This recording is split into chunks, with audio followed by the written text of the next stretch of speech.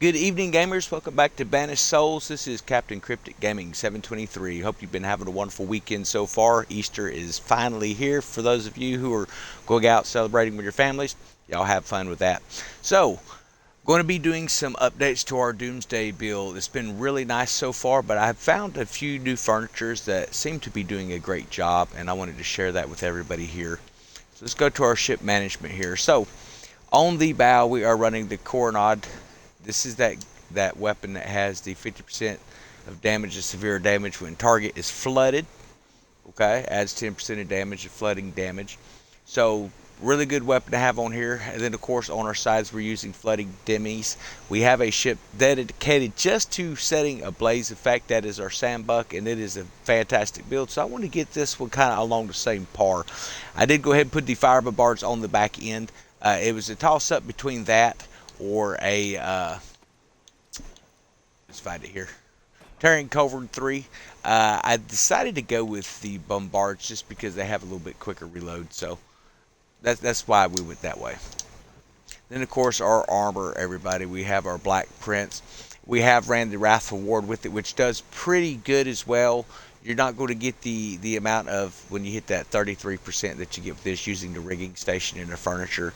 So it's going to be up to you. You do get a lot of people that like to ram you in PvP, but if you're looking for something mostly for PvE, you can use that black armor, the Black Prince. But then again, that Wrathful Ward, it works good too, unless you're dealing with plague ships. You know how that goes. So you just kind of got to guess and choose on that. But I am going with the Black Prince whole armor here. So with our furniture, we're running the iron cladding station, which is going to increase the damage of ramming by 25%. Remember, you're already getting 45% from the ram hook, so that's a pretty nice thing on there.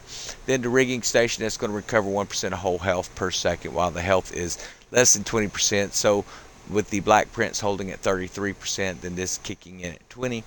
You should, unless you're under severe fire from multiple ships, you should be able to pull through. We went ahead and increased our front powder keg damage. That is for those Cornods, the flutters that cause that tsunami flooding. Then our Lapotent schematic, that's a great one to have on, even if you're not doing PvP, because you're going to be able to see those Pestilence Fleet weak points.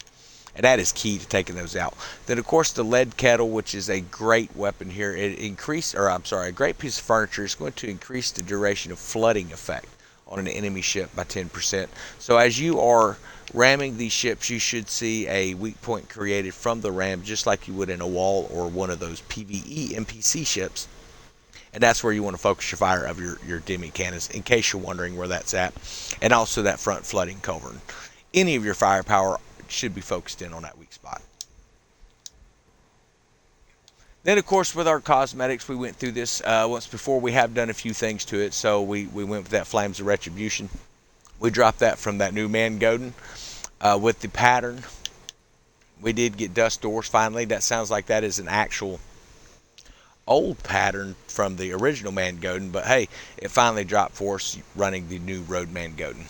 Then, of course, our emblem we consistently stick with from the Abyss.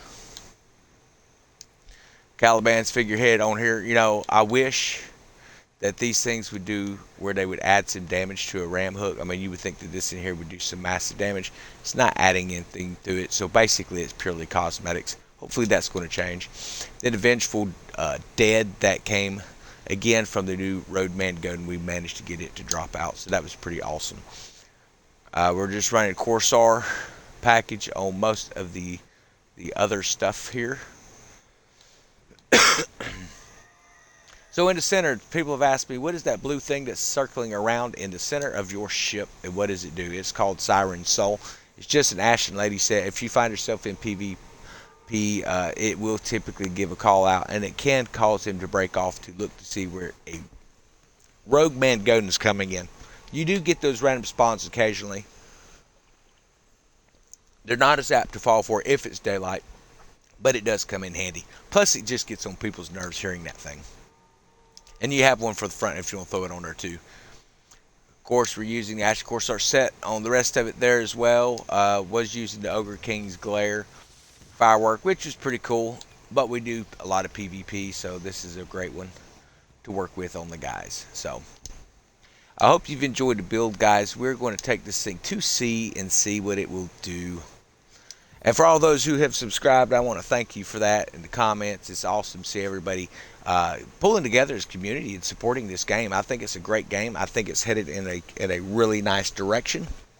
I hope to see more content soon with this mid-season content that they're coming out with. Still not entirely sure what it is.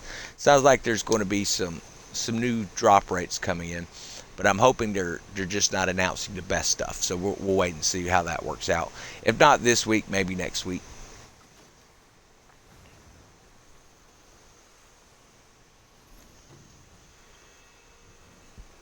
So one of the surefire ways to draw in ships is we will grab some 8s here. That should at least draw in some plague ships pretty quick.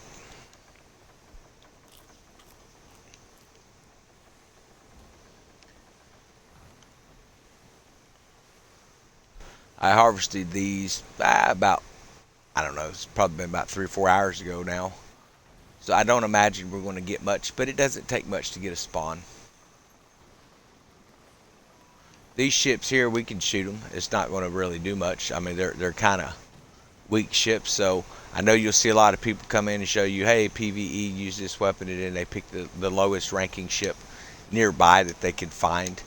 I try to show you against something you're going to actually run into some trouble with. I mean, we can one-shot that, no problem.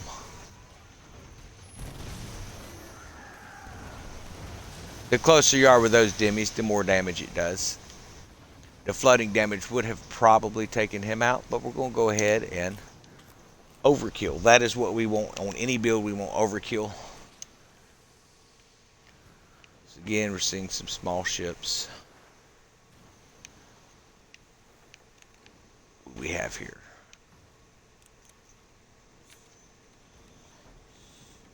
That's another player. He's not in PvP, so not a very good test.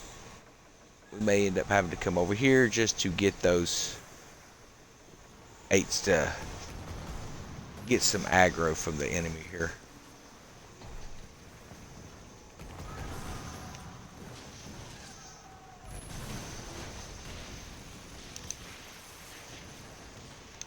Here we go.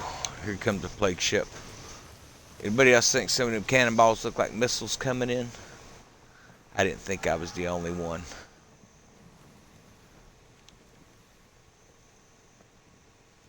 It seemed like maybe they track a little bit too.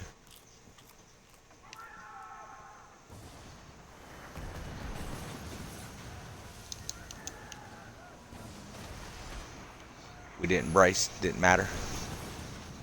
I mean, it matters a little bit, but not enough. Yeah, so really nice. I like the action, the quick action of that. Thought it sounded like there was some guys in a rowboat.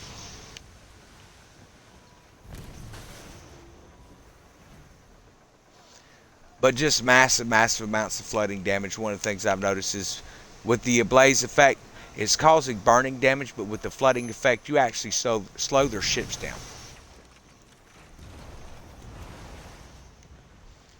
See if we can get us another plague ship here to experiment on.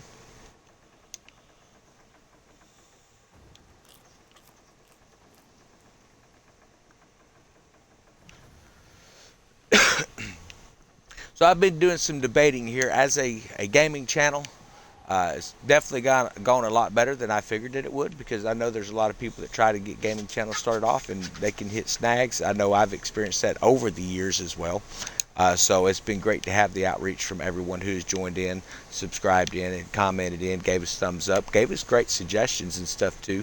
So I am debating right now, should I get a PS5 so I can start adding some of the content for some really fun games that have come out. So Helldivers 2 to me looks like it's just an amazing game to come in and do some grind on.